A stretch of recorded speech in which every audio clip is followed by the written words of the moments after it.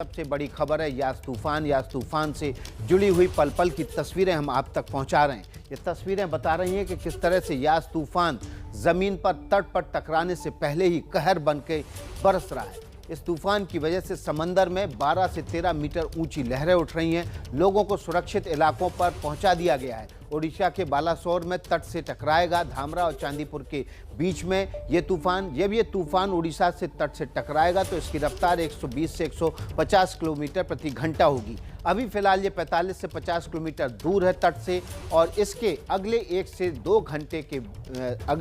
2 घंटे में उड़ीसा के तट से टकराने की आशंका है। ओडिशा के बालासोर के पास धामरा में ये तट से टकराएगा। अभी जो तस्वीरें आपके सामने आ रही हैं, निचले इलाकों में अब लगातार पानी भरना शुरू हो गया है। तट जो है वो पूरी तरह से समंदर के ऊंचे लहरों की वजह से वो डूब चुके हैं। अब ये पानी तटों के किनारे बसे बस्तियों और शहरों में, गांवों में घुसना शुरू हो गया। मनोज्ञा लोईवाल हमारे साथ बालासोर से जुड़े हुए हैं, जबकि दीघा से हमारे साथ कुंतल चक्रवर्ती जुड़े हुए हैं। हम सीधे चलते हैं बालासोर और जानते हैं चांदीपुर में अभी भी क्या हालात हैं। सुबह से मनोज्ञा हमें तस्वीरें पहुंचा रही हैं। एक शब्द में अगर कहूँ तो बद से बदतर हो रहे हैं हालात। उसका कारण ये है कि समुद्र और यहाँ पर जो तट था उसमें तो कोई अंतर रहा नहीं, लेकिन ऐसे बहुत सारे इलाके हैं जो टूट गए हैं। यानी कि समुद्र के आसपास की देखिए दीवार तोड़ चुका है समुद्र, और दीवार तोड़ के ये जितने होटल हैं, रिजॉर्ट्स हैं जिन्हें बंद रखा गया है, उसके अंदर तक आ चुका है पानी। लगातार ऊपर पहले माले तक पानी जा रहा है। ये देखिए लहरें, मुझे शब्दों में बताने की जरूरत नहीं है कि कितनी तेज ये लहर गिर रही है। यहाँ हम खड़े हैं, हम पर भी बार बार लहर आके लग रही है और 8 से 10 मीटर ऊंची ये लहरें लगातार बढ़ती चली जा रही हैं। और आप काले बादल, विकास अगर मैं आपसे कहूँ, काले बादल देखिए आप, और उसके साथ यहाँ पर हमारे दर्शकों को दिखाना चाहेंगे कि कैसे दूर दूर तक अगर कुछ है तो सिर्फ और सिर्फ बारिश। जो तट है, तट का इलाका बार बार इन थपेड़ों की वजह से टूट चुका है। इसके आगे के तट और जितने इलाके वहाँ जो आसपास की दुकानें हैं वो उड़ गई है इस समय। और यहाँ पर ये जो थोड़ा सा जो पक्का मकान है, ये जो थोड़ा इलाका बाकी है, देखिए ये वेग है हवा का जो बार बार लहर आ रही है, लहर मार रही है। यहाँ पर इतनी तेज प्रवाह से आ रही है, 150 किलोमीटर प्रति घंटे की रफ्तार तो साइक्लोन का है। लेकिन ये जो वेग है, जो जमीन पर आ रहे हैं ये लहरें और जो ये लग रही हैं इस तट से, आमतौर पर 1 किलोमीटर का डिस्टेंस होता है। ये महत्वपूर्ण इसलिए है कि अगर 1 किलोमीटर दूर यहाँ से समुंदर रहता है, इतना लंबा बीच है, आम दिन में आप यकीन मानिए यहाँ से ट्रक गुजर जाता है। ये खासियत है चांदीपुर के बीच की, इतना शांत बीच है कि अगर DRDO या बाकी सारे अधिकारियों को अपनी गाड़ियाँ मूव करनी होती हैं तो वो समुद्र के रास्ते कई बार मूव कर देते हैं। लेकिन क्या आप कोई देखकर विश्वास करेगा कि ऐसा ही होता है? कैमरा पर्सन मान से कहूँगी कि वो जरा बाएं ये तस्वीरें दिखाएं, दाईं तरफ, कि किस तरह से तट पूरा टूट चुका है। कैमरे पे दरअसल स्क्रीन पर इतना पानी आ रहा है कि हमारे लिए मुश्किल है आपको तस्वीरें दिखाना। और तस्वीरों के साथ साथ अगर मैं आपसे ये कहूँ कि यहाँ पर कुछ लोग हैं जो यहाँ बदमाशी करने भी आ रहे हैं या तस्वीरें खींचने आ रहे हैं। हम तो आपको तस्वीरें दिखा रहे हैं जान जोखिम में डाल के, लेकिन कुछ शौकीन हैं जो अपनी जान जोखिम में डालना भी पसंद करते हैं। ये इलाका, ये पूरा तट टूट चुका है। उसके अलावा ये जो दुकानें हैं, ये दुकानें उड़ गई हैं। ये सारी यहाँ की बीच के किनारे की दुकानें हैं, कुछ नहीं बचा है इन इलाकों में आसपास।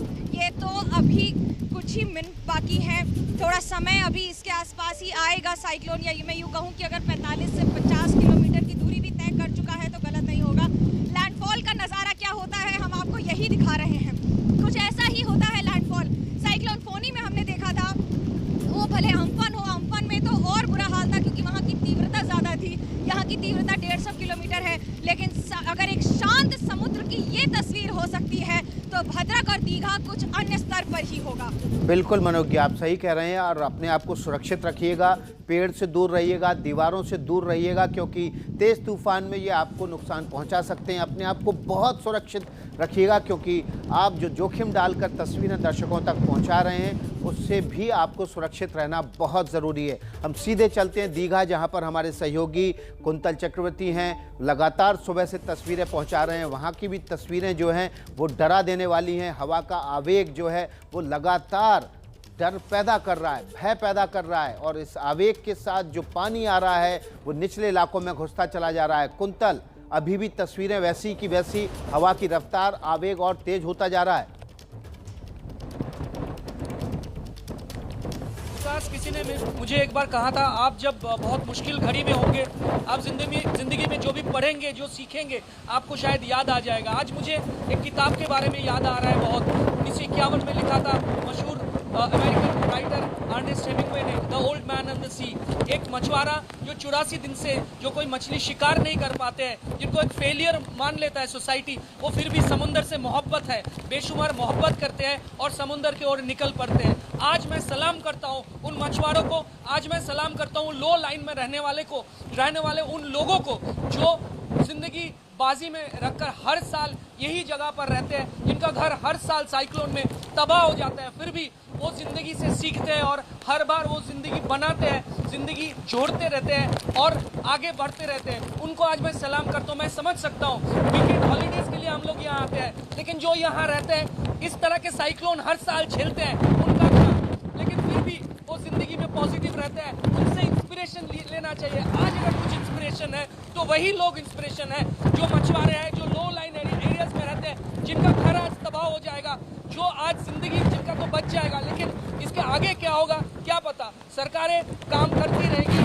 उनको मुआवजा भी थोड़ा बहुत दिया जाएगा, उनको हेल्प जरूर मिलेगी, लेकिन जैसे उनको ही पता है कि क्या है क्या नहीं है। और लो लाइन एरियाज में मुझे लगता है हर कोई कुछ भी यहाँ आज है तबाह हो गया होगा, अगले 2-3 घंटे में क्या होगा कुछ भी पता नहीं।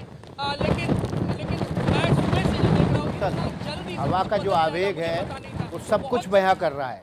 हवा का जो आवेग है वो बता रहा है कि आप जहां पर खड़े हुए हैं, जिस जगह पर खड़े हुए हैं, वहां तूफान किस रफ्तार से चल रहा है। जो तस्वीरें आसपास पेड़ हैं, हवा के साथ जो जल का प्रवाह है, जो लहरें उठ रही हैं, वो सब कुछ बता रहा है। हम चाहते हैं क्या 30 सेकंड के लिए आप केवल उस एम्बियंस को सुनवा पाएँ, उन तस्वीरों को दिखा पाएँ जो आप अपनी कमेंट्री करते वक्त, अपनी रिपोर्टिंग करते वक्त दिखा रहे हैं। मुझे लगता है कि ये जो विंड स्पीड है,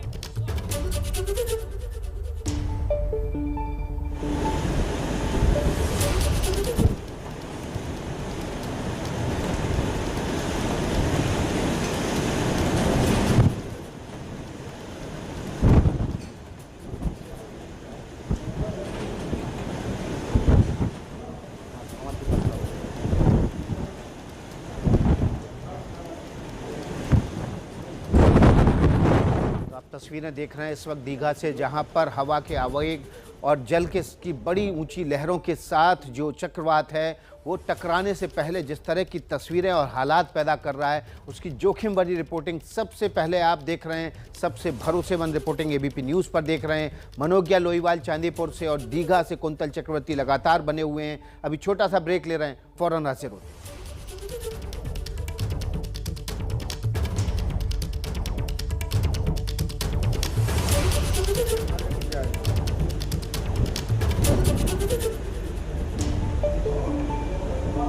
तो यास तूफान की पल पल की कवरेज आप एबीपी न्यूज़ पर लगातार देख रहे हैं। मनोज्ञा लोईवाल, कुंतल चक्रवर्ती ग्राउंड जीरो से तस्वीरें पहुंचा रहे हैं, जोखिम भरी रिपोर्टिंग की। वे तस्वीरें आपको हम स्क्रीन पर भी दिखा रहे हैं। इस स्क्रीन पर जो आप देख रहे हैं ये पश्चिम बंगाल के दीघा की तस्वीरें, और यहाँ पर देखिए जो लहरें हैं वो तकरीबन 12 से 15 मीटर ऊंचाई तक जा रही हैं।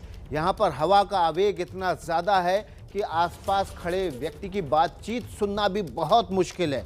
हवा के साथ तेज बारिश हो रही है और इसकी वजह से निचले इलाकों में पानी भरता जा रहा है। ये तस्वीरें देखिए, जो वहाँ आसपास खजूर ताड़ के पेड़ हैं उनके शिखर तक ये लहरों की ऊंचाई जा रही है और हवा का रफ्तार इस समय वहाँ पर 50 से 60-70 किलोमीटर प्रति घंटा है। इस रफ्तार और आवेग से जब तूफान टकराएगा तो आप अंदाज़ा लगा सकते हैं कि 1 घंटे बाद जब ये तूफान पूरी ताकत से तट से टकराएगा तो क्या हालात पैदा होंगे। ये तस्वीर अब से आधे घंटे पहले की है और तब भी हवा के आवेग और तेज़ बारिश की वजह से हालात कुछ इस कदर थे कि जो समुद्र तट है वो अब मूलतः जो समुद्र तट होता है वहाँ से 1 किलोमीटर अंदर तक सरक लग गया है। हम आपको इस सामने एक और खबर रख दें, यास तूफान से जुड़ी हुई है। भुवनेश्वर एयरपोर्ट को कल सुबह 5 बजे तक के लिए बंद कर दिया गया है। यास तूफान को देखते हुए हवाई सेवाओं पर यास तूफान का असर हो रहा है। यास तूफान को देखते हुए भुवनेश्वर एयरपोर्ट को कल सुबह 5 बजे तक के लिए बंद कर दिया गया है। इसके अलावा कोलकाता एयरपोर्ट को भी देर रात 7:45 बजे तक के लिए बंद कर दिया गया है। हवाई सेवाओं पर, पूर्वोत्तर में तमाम हवाई सेवाओं पर अब यास तूफान का असर दिख रहा है। भुवनेश्वर और कोलकाता एयरपोर्ट को बंद कर दिया गया है। कोलकाता एयरपोर्ट 7:45 बजे तक, आज रात 7:45 बजे तक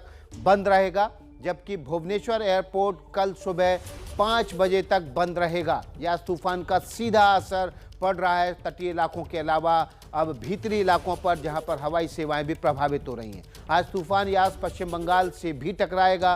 बंगाल के कई इलाकों में रेड अलर्ट है। भारी से भारी बारिश का अनुमान है। 9 लाख लोगों को सुरक्षित ठिकानों पर पहुंचाया गया है। तूफान के खतरे और तैयारियों को लेकर पश्चिम बंगाल की मुख्यमंत्री ममता बनर्जी ने अधिकारियों के साथ बैठक की, कंट्रोल रूम में तैयारियों की समीक्षा की और जायजा लिया। ये उस वक्त की तस्वीरें हैं जब ममता बनर्जी पश्चिम बंगाल के कोलकाता में बनाए गए कंट्रोल रूम पहुंची थी, ताकि यास तूफान से निपटने के लिए की जा रही तैयारियों की समीक्षा कर सकें।